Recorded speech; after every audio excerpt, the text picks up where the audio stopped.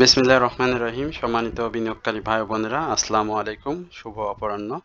আজ 30শে এপ্রিল, রোজ বুধবার। আজকের ইন্ডেক্স পর্যালোচনা এবং আপনাদের অনুরোধের স্টক নিয়ে সংক্ষিপ্ত পরিসরে আলোচনা করার জন্য হাজির হয়েছি। আশা করি আপনারা সকলেই ভালো আছেন।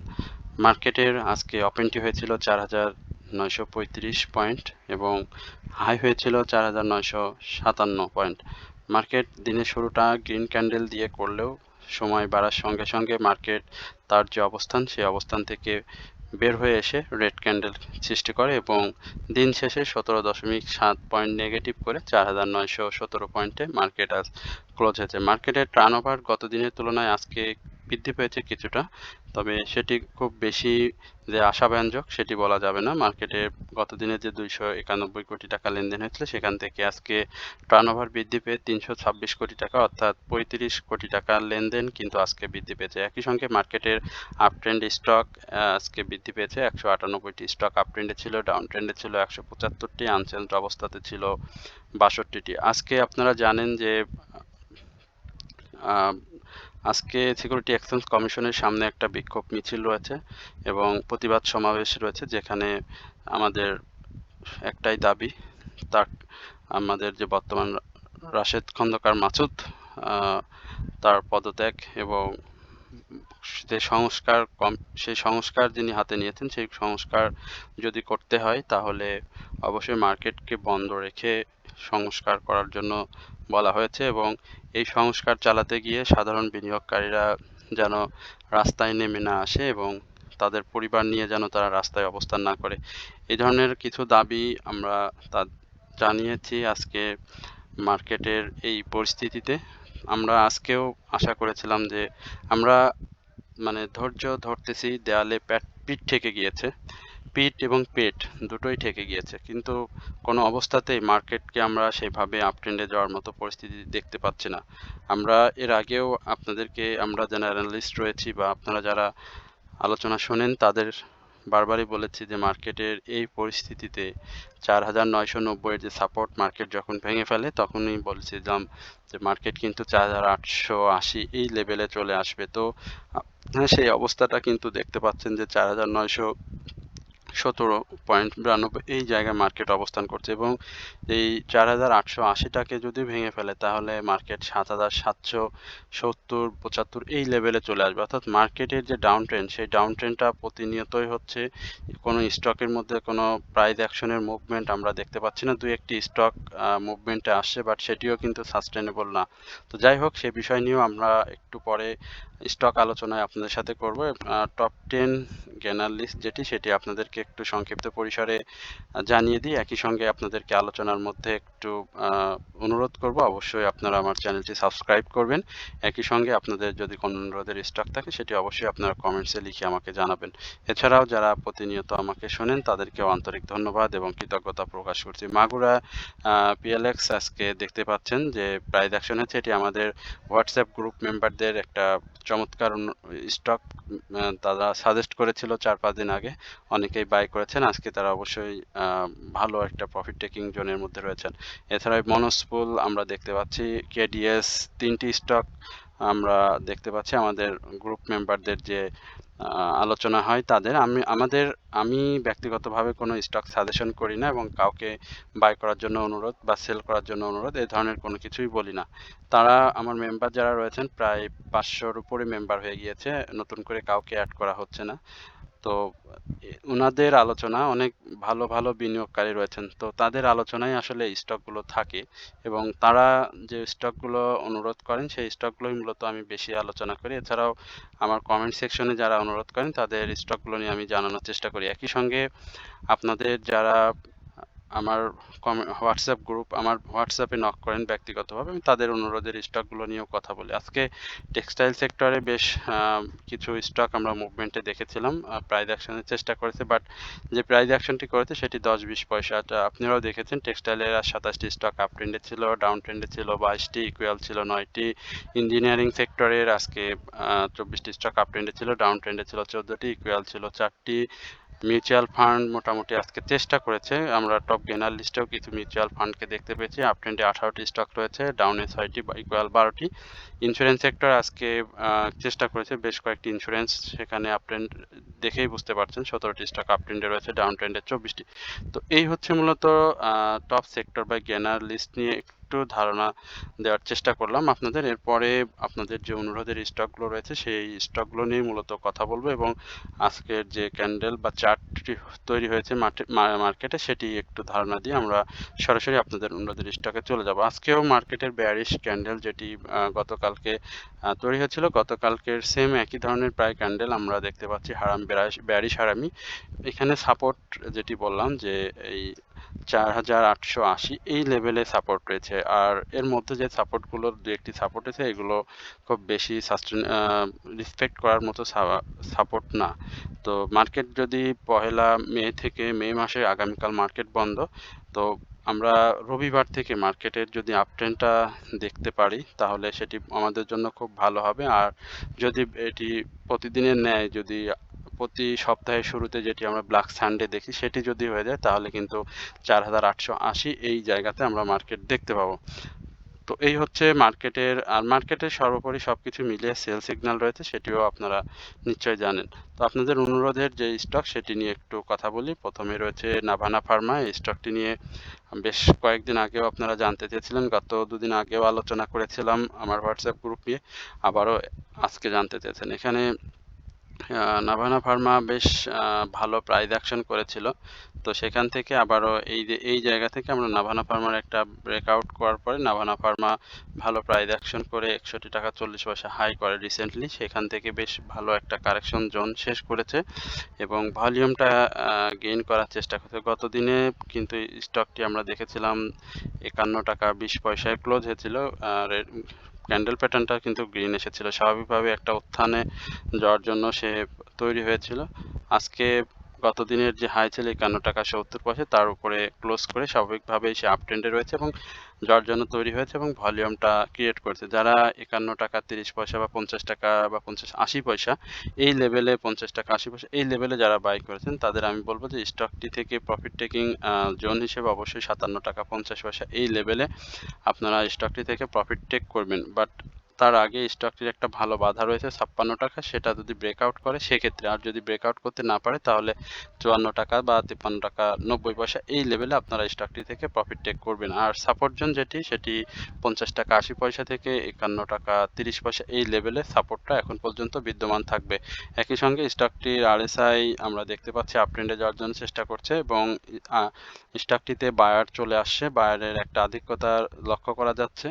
এছাড়াও হিস্টোগ্রামের বার এবং এমএসিডিতে আমরা ইতিমধ্যেই বাই সিগন্যাল থেকে আমরা সেল সিগন্যালে রয়েছি, এটি দেখতে পাচ্ছেন, কিন্তু মার্কেটের যে প্রাইস অ্যাকশন নাভানা ফার্মা সেখানে আমরা খুব শীঘ্রই হয়তো শেয়ারটিতে বাই সিগন্যালে চলে যাবে। এরপরে আপনাদের অনুরোধের স্টক আইবিপি, এই স্টকটি নিয়ে একটু জানতে চাচ্ছেন, আমরা একটু আইবিপি নিয়ে আপনাদের সাথে একটু কথা বলি। আইবিপি দেখতে পাচ্ছি গত দিনেও প্রাইস অ্যাকশনের চেষ্টা করেছে, আজও প্রাইস অ্যাকশনের চেষ্টা করেছে, বাট কিন্তু সে গতদিন প্রাইসটা ধরতে পারেনি, সেম ক্যান্ডেল একই সঙ্গে আজকে আনচেঞ্জড অবস্থাতেই শেষ করেছে। সে তার যে সাপোর্ট 9 টাকা 50 পয়সা এটাকে এখনো ধরে রেখেছে বা ধরে রেখেই মুভমেন্টে যাওয়ার চেষ্টা করছে। এই 9 টাকা 50 পয়সার সাপোর্ট ধরে যদি সে 11 টাকা 40 পয়সার উপরে ক্লোজ দিতে পারে তাহলে স্টকটির জন্য ভালো হবে, এবং যদি না পারে তাহলে আমি মনে করি যে স্টকটি এইভাবেই সাইডওয়েজ মুভমেন্ট দিয়ে যাবে।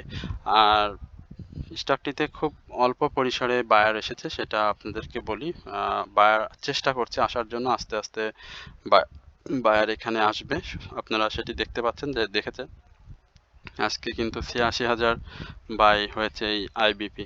আমি বলবো যে ধৈর্য ধরতে হবে মার্কেট পরিস্থিতি স্বাভাবিক হওয়ার আগ পর্যন্ত। মার্কেট পরিস্থিতি স্বাভাবিক এবং একই সঙ্গে ফার্মাসিউটিক্যাল সেক্টর মুভমেন্ট যদি আসে তাহলে আমরা এই স্টকগুলোকে ভালো প্রাইস অ্যাকশন দেখব। এরপরে প্রভাতী ইন্স্যুরেন্স, আমরা এই স্টকটি নিয়ে অনেকেই জানতে চেয়েছেন। আজকে ইন্স্যুরেন্স সেক্টরের প্রাইস অ্যাকশন হয়েছিল। প্রভাতীয় একটি সময় আমি দেখেছিলাম প্রাইস অ্যাকশনে ছিল, তো সেটা কি অবস্থা আমরা তো দেখি। প্রভাতী আজকে 32 টাকা 60 পয়সায় ক্লোজ হয়েছে, বাট সে আজকে হাই করেছিল 33 টাকা এবং গত দিনের উপরেই সে ক্লোজ দিয়েছে। ভলিউমটাও বৃদ্ধি পেয়েছে। এখানে আমি বলবো যে স্টকটি যদি আরো ভালো করতে চাই তাহলে অবশ্যই ভলিউমটা কন্টিনিউ করতে হবে। বাই সিগনালে রয়েছে, আরএসআইটা আপ ট্রেন্ডে যাওয়ার চেষ্টা করছে। আশা করি স্টকটি ভালো করবে। যাদের কাছে রয়েছে তারা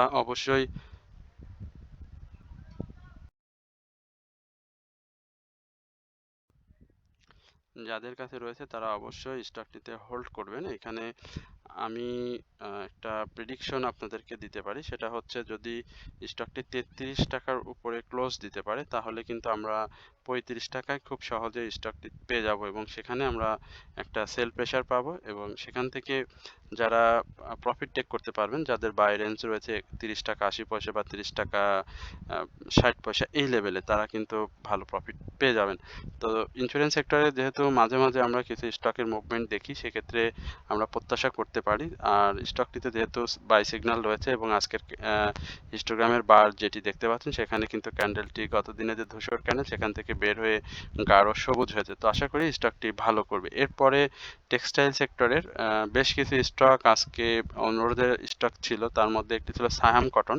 আমরা একটু সায়াম কটনের কি অবস্থা সেটা আপনাদেরকে ব্যাখ্যা করার চেষ্টা করছি। সায়াম কটন খুব ছোট একটা স্টক, 13 টাকা 40 পয়সা। আপনারা জানেন যে স্টকটি গত বছরে 2024-এ বেশ ভালো 22 টাকা 23 টাকা এই লেভেলে একটা প্রাইস অ্যাকশন করেছিল এবং এই বছরেও আমরা দেখতে পাইছি যে সে 52 সপ্তাহের হাই করেছিল প্রায় 21 টাকার কাছাকাছি, 20 টাকা 80 পয়সা। এবছরেও সে বিভিন্ন সময় এই যে সাপোর্ট জোন 12 টাকা 80 পয়সা, 13 টাকা 50 পয়সা, 13 টাকা 60 পয়সা, এই জায়গাটাতে কিন্তু খুব সুন্দরভাবে সে বারবারই সাপোর্ট নিয়েছে এবং প্রাইস অ্যাকশনটা করেছে। তো এখনো কিন্তু সে এই একই জায়গায় সাইডওয়েজ মুভমেন্ট দিয়েই রয়েছে, বাট আমি বলবো যে স্টকটি যদি 14 টাকা 70 পয়সা থেকে 15 টাকা এই লেভেলটাতে যে গ্যাপটি রয়েছে সেই গ্যাপটি যদি ফিল আপ করতে পারে তাহলে স্টকটি 17 টাকায় আমরা দেখতে পাবো। ভলিউমটা গেইন করতে হবে, যেহেতু পাবলিক হোল্ডিং রয়েছে বেশ ভালো, প্রায় 7 কোটির মতো শেয়ার রয়েছে পাবলিকে।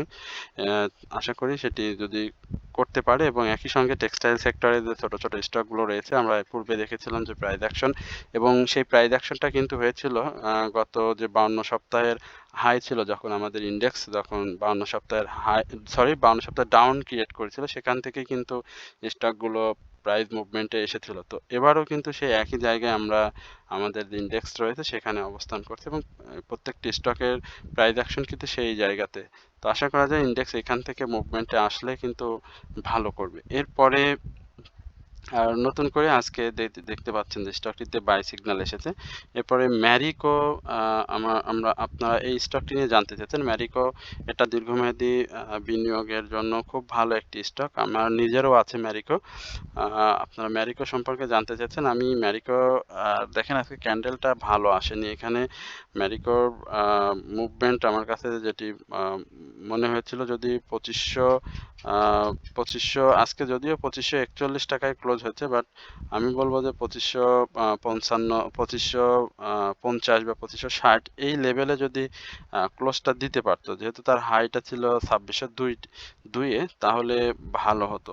এখানে আমরা আগামী দিনে দেখব যে আসলে তার এই আপ ট্রেন্ডটা সে কন্টিনিউ করতে পারে কিনা, যেহেতু তার থার্ড কোয়ার্টার ইপিএসটা ভালো এসেছে, ক্যাশ ডিভিডেন্ড হিস্ট্রিটাও ভালো। তো সেক্ষেত্রে আমরা প্রত্যাশা করতে পারি। আর এই স্টকটির সাধারণ জনমনে একটা খুব হতাশা ছিল স্টকটি নিয়ে, যে হয়তো স্টকটি কারেকশন জোনে যাবে। পূর্বেও আমরা দেখেছিলাম এই ধরনের একটা আলোচনা সাধারণ বিনিয়োগকারীদের মধ্যে। এই স্টকটি যদি আপনারা দেখেন যে এইখান থেকে আমরা যদি 25-এর দেখেন একটা প্রাইস অ্যাকশন, আবার ম্যাক্সিমাম ক্ষেত্রে আমি তার থ্রি সাইডের ডাউন ট্রেন্ডটা দেখেছি। এখানে একটা ডাউন ট্রেন্ড করেছে, এখানে একটা ডাউন ট্রেন্ড করে, বাট র্যালি করেছে, কিন্তু আবার ডাউনে এসে আবারও প্রাইস অ্যাকশন হয়েছে। তো যতবারই সে প্রাইস অ্যাকশনে গেছে একটা 150-200 টাকার মতো কিন্তু গ্যাপ সে দেওয়ার চেষ্টা করেছে। তো এখানেও আমরা একটা গ্যাপ প্রত্যাশা করি, তবে সেই গ্যাপটা অবশ্যই আমি মনে করি যে ভলিউমটা গেইন হবে এবং তার প্রাইস অ্যাকশনের ক্ষেত্রে তার যে ইপিএস সেটার একটা প্রভাব এই মার্কেটে পড়তে হবে। যেহেতু মার্কেট নেগেটিভ একটা অবস্থায় রয়েছে, ইন্ডেক্সের যে অবস্থা সেই অবস্থা থেকে মার্কেটটাকে যদি বের হয়ে আসে, তাহলে এই ম্যারিকো বাংলাদেশ লিমিটেড আমি মনে করি যে আরো ভালো প্রাইস অ্যাকশন করবে। তো স্টকটি দেখা যাক যে তার রিসেন্ট যে আজকে যে হাইটি করেছে 2602 টাকা, সেই হাইটাকে সে সাকসেসফুল ব্রেকআউট করতে পারে কিনা। যদি ব্রেকআউট করে তাহলে আশা করি এটিও ভালো করবে। আর আরএসআইটা বেড়ে গিয়েছে, এটিও আপনারা একটু মাথায় রাখবেন। আরএসআইটা কিন্তু অলরেডি 70.73-এ অবস্থান করছে। এখানে আমরা দেখতে পাচ্ছি বায়ারদের বেশ ভালো একটা আছে, অংশগ্রহণ রয়েছে। তো এই অংশগ্রহণটা আসলে কিভাবে হয় বা কতদিন থাকে সেটা আপনারা দেখে শুনে বুঝে বাই সেল করবেন। এরপরে আপনাদের সাথে আরো বেশ কিছু স্টক নিয়ে, মুজাফফর নিয়ে মনে হয় একটা অনুরোধ ছিল, আমরা একটু মুজাফফরের কি অবস্থা একটু সেটা দেখে আসি। মুজাফফর হিউজ একটা ডাউন ট্রেন্ডে ছিল, সেখানে তার প্রাইস ছিল 17 টাকা, সেখান থেকে ডাউন ট্রেন্ডে এসে আমরা দেখতে পাচ্ছি 12 টাকা 60 পয়সা এই লেভেলে ছিল। তো এখন স্টকটি চেষ্টা করছে প্রাইস অ্যাকশনের, দীর্ঘদিন যেহেতু স্বাভাবিকভাবে ডাউন ট্রেন্ডে থাকার কারণে একটা আপ ট্রেন্ড খুবই জরুরি। তো মুজাফফর হোসেন স্পিনিং মিল সেটি চেষ্টা করছে, এটি ভালো একটি স্টক। পাবলিক হোল্ডিং রয়েছে 3,42,00,000। ন্যাপ নেট অ্যাসেট ভ্যালু সেটিও ভালো, পি রেশিও সন্তোষজনক, এবং থার্ড কোয়ার্টার ইপিএসটা ভালো আসার কারণে আমরা আজকে তার প্রাইস অ্যাকশনটা দেখলাম। বাট এই প্রাইস অ্যাকশনটা আমি মনে করি যে 15 টাকার উপরে একটা ক্লোজ স্টকটি দিতে হবে। তো ভলিউমটা গ্র্যাজুয়ালি বৃদ্ধি করতে হবে। তো ভলিউম যদি পাই তাহলে সেটি সম্ভব। আশা করি স্টকটি যদি ভলিউম ভালো করে তাহলে প্রাইস অ্যাকশন হবে। আর সাপোর্ট জোন যেটি লো 12 টাকা 60 পয়সা, এই সাপোর্টটা ধরেই আপনাদের আমি বলবো যে আপনাদের ইনভেস্ট করা উচিত। এরপরে আরডি ফুডের আজকে আমরা একটা প্রত্যাশা ছিল প্রাইস অ্যাকশন করবে। মার্কেট যখনই ভালো করে তখনই এই আরডি ফুড কিন্তু উঠে আসার চেষ্টা করে, ভলিউম গেইন করার চেষ্টা করে। কিন্তু আজকে যেটি হয়েছে যে 30 পয়সার মতো প্রাইস অ্যাকশন হয়েছিল, 21 টাকা 30 পয়সা, হ্যাঁ 21 টাকা 30 পয়সা প্রাইস অ্যাকশন করেছিল। 10 পয়সা ক্লোজ দিয়ে সে শেষ করেছে, কিন্তু গত দিনের উপরে সে গতদিনের হাইয়ের উপরে সে ক্লোজ দিতে পারেনি। তো গতদিনের হাইয়ের উপরে ক্লোজ দিলে আমরা স্বাভাবিকভাবেই বুঝে নিতাম যে স্টকটি হয়তো 22 থেকে 24 এই রেঞ্জে একটা ছোট প্রফিট বিনিয়োগকারীদের দেবে। তো দেখা যাক সেটি আগামী দিনে দিতে পারে কিনা। আপনারা দেখতে পাচ্ছেন যে এমএসিডি কিন্তু অরেঞ্জ এবং ব্লু রেখা একেবারেই মুখোমুখি অবস্থান করছে, এবং হিস্টোগ্রামের বারও কিন্তু ধূসর এবং ছোট হয়ে আসে। একই সঙ্গে আমরা যে মুভিং এভারেজ এবং প্রাইস অ্যাকশনের কিন্তু খুব কাছে অবস্থান দেখতে পাচ্ছি। আশা করা যায় যে স্টকটি মার্কেট ঘোরার সঙ্গে সঙ্গে প্রাইস অ্যাকশনে ফিরে আসবে। এরপরে এস আলম, আমরা একটু এস আলম নিয়ে কথা বলবো। এস আলম কোল্ড স্টোরেজ, এটা প্রাইস অ্যাকশন বা আমি বলবো যে এটা ধৈর্য ধরতে হবে এখন এই মুহূর্তে, কারণ আজকে যেহেতু আনচেঞ্জড অবস্থাতে শেষ হয়েছে। তো সেক্ষেত্রে আমার কাছে মনে হয় যে এখানে একটা কারেকশন জোন তো স্টকটিতে থাকবে 19 টাকা 20 পয়সা এই লেভেলের কারেকশন জোন আমি এই এস আলম কোল্ড রোলেড স্টিল লিমিটেডের প্রত্যাশা করছি। তো তার আগে আমি বিনিয়োগকারীদেরকে বলবো যে অবশ্যই স্টকটি থেকে বিনিয়োগ করা থেকে বিরত থাকবেন। এরপরে অগ্নি সিস্টেম, অগ্নির কি অবস্থা একটু দেখি। আইটি সেক্টর নিয়ে অনেক বিনিয়োগকারীদের জানার আগ্রহ। আইটি সেক্টরের বেশ কিছু স্টকের অ্যানালাইসিস আমার কাছে আসছে, কিন্তু আসলে অগ্নি সিস্টেম কিন্তু আইটি সেক্টরে সেভাবে মুভমেন্ট নাই। আমি এর আগেও বলেছি, এখনও বলছি। তো এখন আমি যেটি বলতে চাচ্ছি সেটি হচ্ছে আইটি সেক্টরের এই অগ্নির যে অবস্থা সেটা 27 টাকা এই জায়গাটা খুব ভালো একটি আমি বলবো যে বাধার সৃষ্টি হয়। এই 27 টাকাটা ভালোভাবে ব্রেকআউট করতে হবে। ডাবল প্যাটার্ন আকৃতিতে আপনারা দেখতে পাচ্ছেন যে প্রাইস অ্যাকশনটা এইভাবে গিয়ে আবার ডাউনে এসে আবার আপ ট্রেন্ডে এসে এইখানে এসে বেশ ভালো ডাউন ট্রেন্ড ক্রিয়েট করছে। তো এইখানটাতে আমি যে সাপোর্ট এবং ভলিউমটা আজকে সে পেয়েছে, এই ভলিউমটা যদি কন্টিনিউ করতে পারে, গত দিনে যে 10 লক্ষ ভলিউম করেছিল, 10 লক্ষ 6,000 মতো ভলিউম করেছিল এবং আজকে 7,61,000 ভলিউম করছে। এই ভলিউমটা যদি ভালো করতে পারে তাহলে আশা করা যায় যে স্টকটি এই 27 টাকার প্রাথমিকভাবে প্রাইস প্রফিট টেকিং জোন এবং প্রাইস অ্যাকশন জোন হিসেবে আমরা ধরে নেব। হিস্টোগ্রামের বারেও আপনারা দেখতে পাচ্ছেন যে ধূসর এবং একটু ছোট হয়ে আসে অরেঞ্জ রেখা এবং ব্লু রেখা এমএসিডির, যেটিও একটা নিজেদের মধ্যে চেষ্টা করছে যে পরিবর্তিত হওয়ার, এবং একই সঙ্গে আরএসআইটাও দেখেন 30-এর উপরে উঠে গিয়েছে, অর্থাৎ একটা বায়ার, আমি বলবো যে বায়ারের একটা সমাগম ঘটতে যাচ্ছে এই অগ্নি সিস্টেমের মধ্যে, তবে সেটি অবশ্যই 27 টাকার উপরে এই মুহূর্তে আমরা এর প্রাইস অ্যাকশনটাকে প্রত্যাশা করছি না।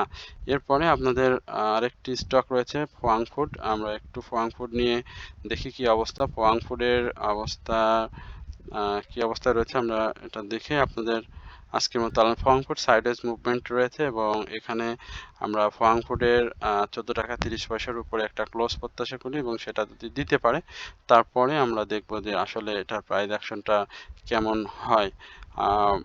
সিগন্যাল সেল রয়েছে, সিগন্যালটাও পরিবর্তন হতে হবে, একই সঙ্গে ভলিউমটাও গেইন করতে হবে। ভলিউম গেইন করলে আশা করি স্টকটি ভালো হবে। তো এই হচ্ছে মূলত আপনাদের অনুরোধের স্টক এবং আজকের ইন্ডেক্স নিয়ে সংক্ষিপ্ত পরিসরে আলোচনা। আশা করি আপনারা সকলেই ধৈর্য সহকারে আজকের এই আলোচনাটি শুনছেন। আমি সবাইকে আবারও বিনীতভাবে অনুরোধ করব অবশ্যই আমার চ্যানেলটি সাবস্ক্রাইব করবেন। একই সঙ্গে আপনাদের যদি কোনো অনুরোধের স্টক থাকে সেটি অবশ্যই আপনারা কমেন্টসে লিখে জানাবেন। এবং যেহেতু বৃহস্পতি শুক্র শনি এই 3 দিন বন্ধ থাকবে, এই বন্ধের 3 দিন আমি আপনাদের যে অনুরোধের স্টকগুলো রয়েছে সেই স্টকগুলো নিয়ে আমি অবশ্যই কথা বলবো। সকলে ভালো থাকবেন, সুস্থ থাকবেন এই প্রত্যাশায় আজকের আলোচনা এখানেই শেষ করছি। আসসালামু আলাইকুম ওয়া রাহমাতুল্লাহি ওয়া বারাকাতুহু।